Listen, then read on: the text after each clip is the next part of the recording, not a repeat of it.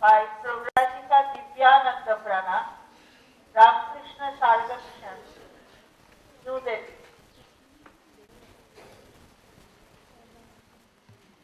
Namaste Adirajaya Vivekananda Suraye Satchit Sukha Swarupaya Swami Vivekananda. Respected Bhavan-2 Mataji, respected Ajinapurna Mataji, other revered Matajis, Brahmacharinis and dear sisters. For the next 20 minutes we are going to discuss Vivekananda's definition of success and his conditions for success in life. Now this is a very important topic for young people because we all aim at success in whatever we do. But Swamiji has laid down certain conditions. So we will be studying that. His very definition of success is quite subjective. You see, Vivekananda says, success is what you make of yourself. Success is not in some particular event, in getting some particular object. It lies in the kind of character you develop. It lies in the kind of personality you make. It lies in your attitudes. It lies in your thoughts. So these contribute to your success in life. It is not any one particular achievement that leads to success. Because you see, a well-developed personality, a well-developed mind applied anywhere will make that task successful. But if the mind is not developed, if the personality is ill-developed, then you will not be successful no matter what you aim at. So it is, success begins with yourself. It is the self-transformation that brings about success. And that is why you see his conditions for success, they are also very subjective. Purity, patience and perseverance. They are the conditions for success. So before we go into discussing them, let me just illustrate this idea with the help of a story. This is not exactly a story because this is an event which actually happened. It happened in the winter, in the Special Olympics in Seattle a few years back. It will give you a picture of what success is in life. You see, it was a case of Special Olympics, which means all the participants were either physically or mentally challenged. And this particular event was a 100-meter dash, a 100-meter run, and there were 9 participants in this event. Some of you will be knowing this story. It is quoted in success stories, but it teaches us a very important lesson. Now what happened was, there were 9 participants in this event, and as soon as the gun was shot, all of them started making it as fast as they could to the finishing line. One boy who was physically challenged, he actually slipped on the floor and he tumbled down, he fell, and because he was already physically challenged, he was in great pain and he started crying loudly. Now his neighbor was a girl who had Down syndrome actually. So she was also running, but as soon as she saw this, his condition, she turned back, she left her lane and came to help him. Her neighbor was another boy who also saw this and he also turned and came back. Like this, all the other 8 participants, they converged near this boy. They helped him, they supported him, they comforted him, they removed all the dirt from his body, and when he could stand up, they all linked themselves hand in hand and walked up to the finishing line together. Now this beautiful incident touched the hearts of everyone present there. There were thousands in the audience and they gave them a standing ovation of several minutes and all of them were given medals. Because you see, it very beautifully illustrates what success should be. Is it about reaching the finishing line first? No. It is more about caring and sharing and loving. It is more about expanding our consciousness, expanding our heart, including others in our thinking, including others in our loving attitude towards everyone. This is what success is about in life. Now you see, all these characteristics, all these attitudes, they are actually subjective. They start with you. And that is why these are the conditions for success in life. Purity, patience and perseverance. We will discuss them one by one. I have included some important sociological ideas into this PowerPoint because it is important for young girls to know. Since they are not part of your school and college curricula nowadays, yet it is very important for you to know. So I have included them under these heads. So please pay attention to the PowerPoint. The very first value which Vivekananda speaks of is purity. Purity of motive, purity of character. You see, without purity of motive, you cannot be successful even as a student. If you are not purposeful, If you are not goal oriented, can you be successful as a student? You can't be. So also in your professional life, motive must be very clear. Your purpose must be very clear. And then purity of character. We live in a world of influence and motivation. If you want the influence to be good, if you want the motivation to be genuine, purity of character is a must. That definitely contributes to your success in whatever you take up. This value of purity, you see, it has incalculable benefit to your personal life, and to our collective lives also, which we will discuss. The very first quality it renders to your personality is it gives you great energy. Vivekananda held purity and energy to be synonymous. Purity helps you tap your highest energies. Look at nature, you see, you can take the idea from nature. If take the case of a river. If it's a single mass of water flowing towards one definite destination, you can tap a huge amount of electric power out of it, isn't it? You construct a dam, put a turbine, and you can draw huge electric energy from it. Why? It is one mass of water flowing towards one goal. If it was 1,000 streams, can you draw that amount of energy? You can't. You can't tap its power. You can't tap its potential. So also the human energy system. If it is one-pointed, if it is flowing towards one destination, you can draw enormous energy out of it. Physical, mental, intellectual, spiritual energies all come from this value. And that is why it was part of our culture. It was part of our Vedic system. You see, the very first stage of man's life in the Vedic idea was Brahmacharya ashram, synonymous with studenthood. That is the way to tap our highest energies. And Vivekananda very much wanted this to be part of our modern educational system also. He says at one place, what I want is Vedanta coupled with science, with Brahmacharya as the guiding motto. So this is the importance of this value. It has very many more importances. You see, it gives you natural concentration. Try it in your own life and see, a focused mind is naturally generated when you practice purity. Otherwise, there is constant frittering away of mental energy. And today's modern problems, many of you will be knowing ADD, attention deficit disorder, OCD, obsessive compulsive disorder. All these are because of unnecessary frittering away of mental energy. The mind is constantly bubbling with all kinds of thoughts and emotions. How will you be able to concentrate? That is the idea. Even we talk so much about decision making nowadays. Decision making, analysis, discrimination, all that is possible only in a calm mind. In a turbulent mind, it is not possible. How will you make the right decision if the mind is not calm, if it's not stable, if it's not balanced? So purity contributes at all levels. And that is why it is a vital point in your personal life. Then, it brings you self-confidence, Shraddha. Vivekananda said, purity gives you Shraddha. Self-confidence, faith in yourself. You see, Shraddha begins with that. Before you have faith in God, you must have faith in yourself, Vivekananda said. It comes through purity. You may ask, how does it come through purity of life? You see, it is like this. It's a psychological law, very interesting. When do you have faith in yourself? When you find yourself reliable, isn't it? In any particular situation, when you are able to take the right decision, do the right action at the right time, you find yourself reliable. Now, to do the right action, you need to be in the right frame of mind. You need to have right thoughts. Right thoughts come from a calm state of mind, from a stable state of mind where this value is working. So you see the connection? A pure mind leads to calm thoughts, right understanding, right action. Right action gives you faith in yourself. So Shraddha, right convictions are not possible without this sequence. This value contributes heavily there. That is why Vivekananda said, no higher conviction is possible without purity.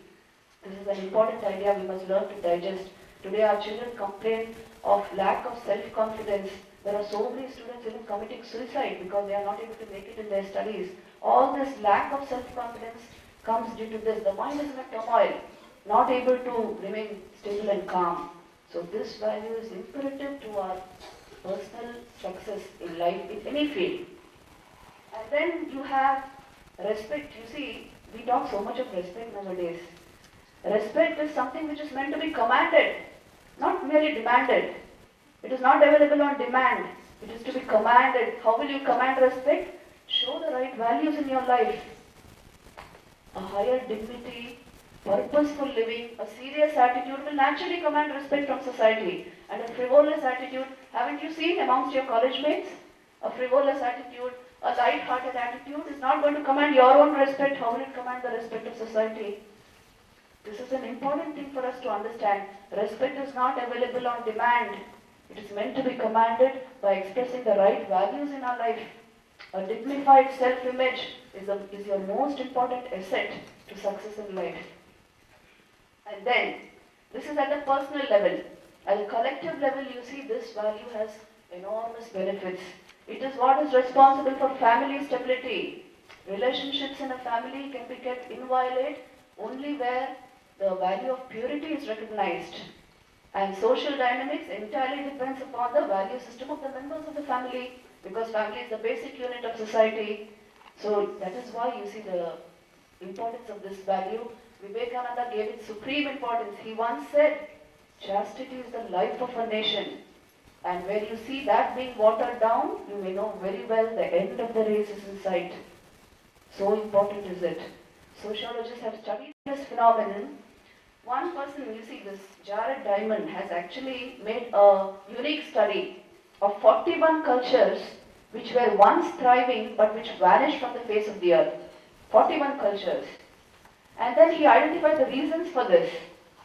He found 5 reasons which are common to all the cultures. Why does a civilization stand and why does it collapse?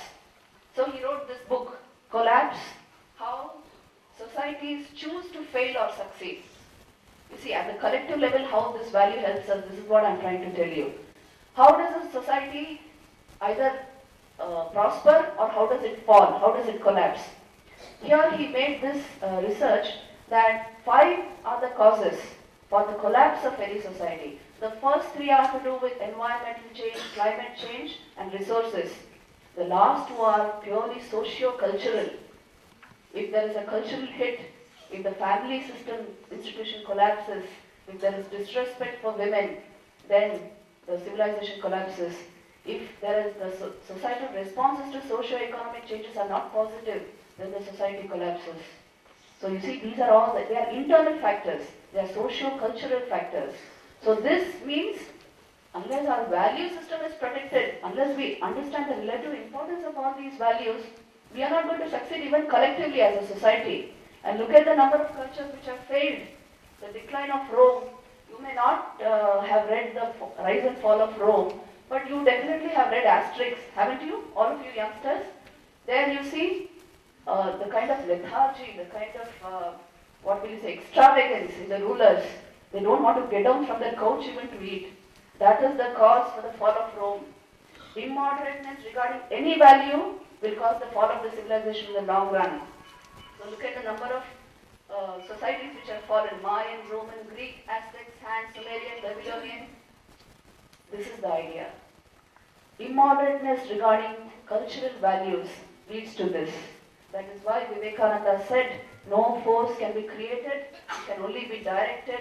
That is why we must learn to consciously control the grand powers that are in our hands and by willpower make them spiritual instead of merely animal.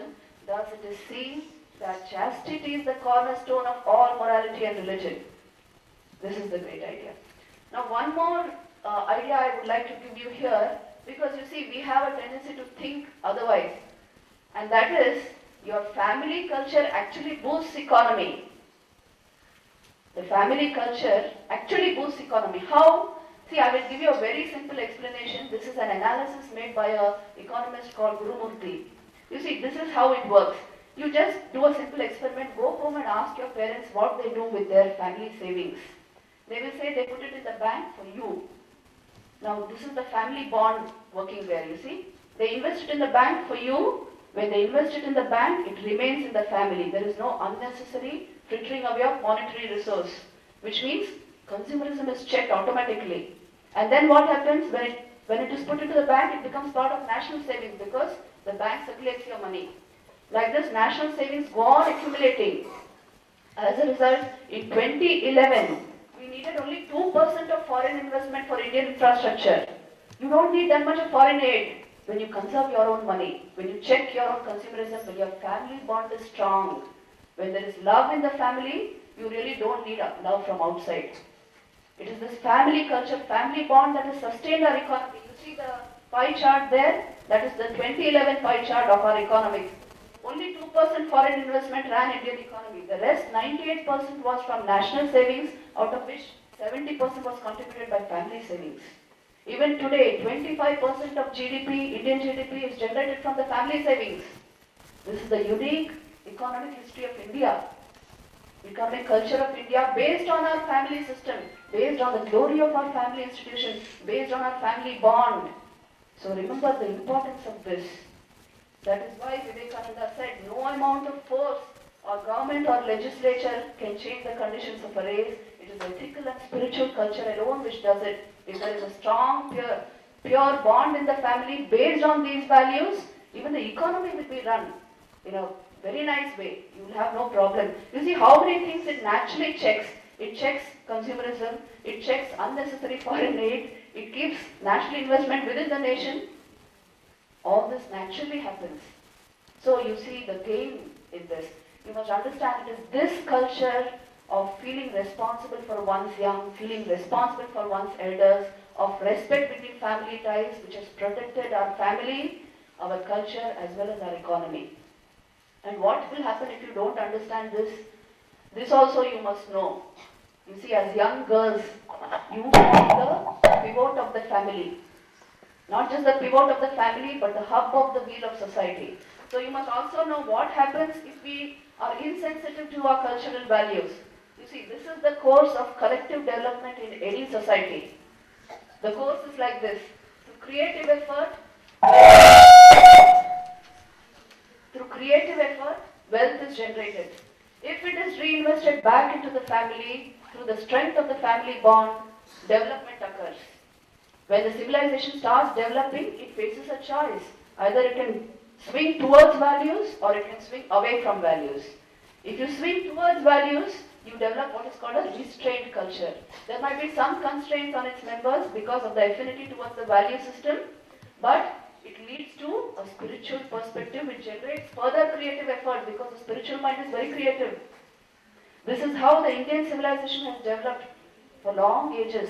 And despite 1,000 years of slavery, we are a surviving, thriving race. Because of this swing we have consciously taken every time, the swing towards values. And if a society does not swing towards values, swings away from values, it leads to a permissive culture which collapses. You know what a permissive culture is? Where anything is permitted. No value system. So no constraints. Free society.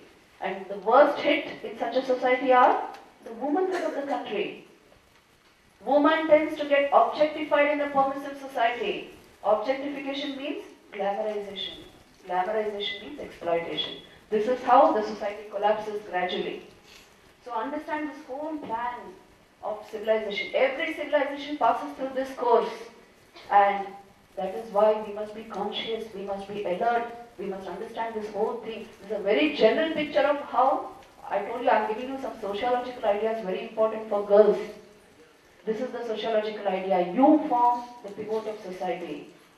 You are at the hub. If values and the culture is ingrained in our girls, the wheel of society will naturally turn smoothly and not otherwise. Otherwise, what happens? First of all, hit is the EQ. The emotional quotient reduces because of the challenges you face in life. You see, your emotional life is directly related to your culture. Your cultural values integrated into your personality generate higher emotions in you.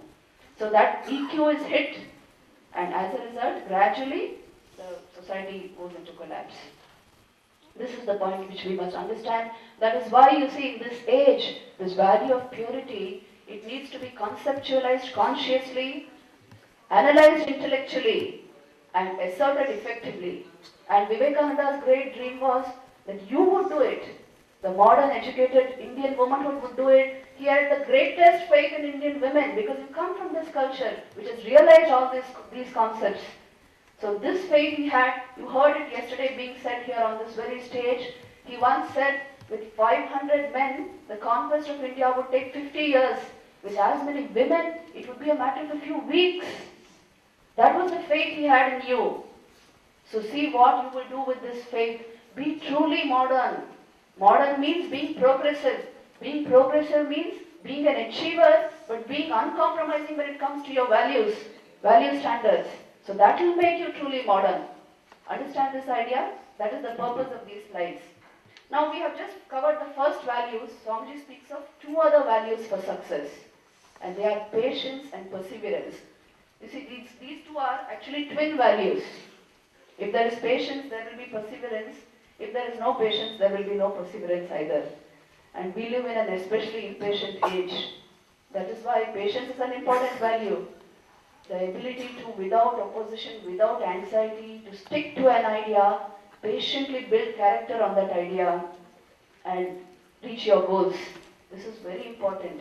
It is in fact an invitation to develop willpower. Develop your will, learn to work hard, stick to an idea and go deep into it, and action will come out of it. So this is the way to develop patience and perseverance. It's purely to do with your willpower and your understanding. So these three are, according to Vivekananda, the indices of success. Let's just go through it once again. Success is what you make of yourself in life. It is not something out there. In some particular achievement, in some particular event, it is not there. It depends on the character you make. It depends upon the personality you form. A well-developed personality applied anywhere will make the task successful. And the indices of success, that is why they become, first is purity. So important is this value, especially to the womanhood of a country, that Vivekananda once said, a nation's development is to be judged by its treatment of its women. Woman forms the thermometer for a nation's growth. Has anybody ever said that? Anybody will tell you it's the economy which is a thermometer, or it's the military progress which is or it's scientific research which is the thermometer. Vivekananda said it's the womanhood of the country which is the thermometer. So understand why he said it, and how important a role you play in society, and how important it is for you to understand the values so as to play the role well. The second point he says is patiently building character. Here he puts in a very important idea, you see, which simply struck me. He says, all systems, social, political, developmental, are based on the goodness of man. No nation is great because parliament enacts this or that, but because its men are good and great. You see, this is another mistake we make. Pass parliamentary laws, make the legislature bend to your will, that is not enough. It is important to create good individuals, individuals with great character. That again lies in your hands. You are students today, you will be mothers tomorrow. It lies in your hands to direct the psychology of your child, to instill values into him, and to instill what we call sanskars into him. That will directly change society. That will directly make the change which you are asking for today. It doesn't come just by making legislative laws. So understand, the making of character at all levels is the most important task, not any particular little personally aggrandizing achievement. That is success in life. And the last index is persistent, consistent effort, hard work. Vivekananda concludes with, to succeed, you must have tremendous perseverance and tremendous will. Now, the common question at the end of a presentation like this, which I have faced, is, Didi, how to do this? How to develop these values quickly and easily? You see, this is Vivekananda's solution to that. Believe in your true nature. That is the way to generate values. If you believe you are the Atman, functioning through this body and mind, at once your viewpoint changes, your worldview changes. Believe you are the Atman. You are the very core of existence, a spark of the infinite, a spark of the divine, functioning through this body and mind. If I equate you merely with the body and mind, it's an insult to you. You are so much more than that. So believe you are the Atman, functioning through this body and mind, and all values will get manifested in you. This is Vivekananda's own solution. Let me quote to you his own powerful words. He says, call upon the sleeping soul and see how it awakens. Power will come, glory will come, goodness will come, purity will come. All that is excellent will come once the soul is aroused to self-conscious activity. Believe in soul power. and you will be able to manifest the highest ideals in life. This is the whole secret of success. Thank you very much.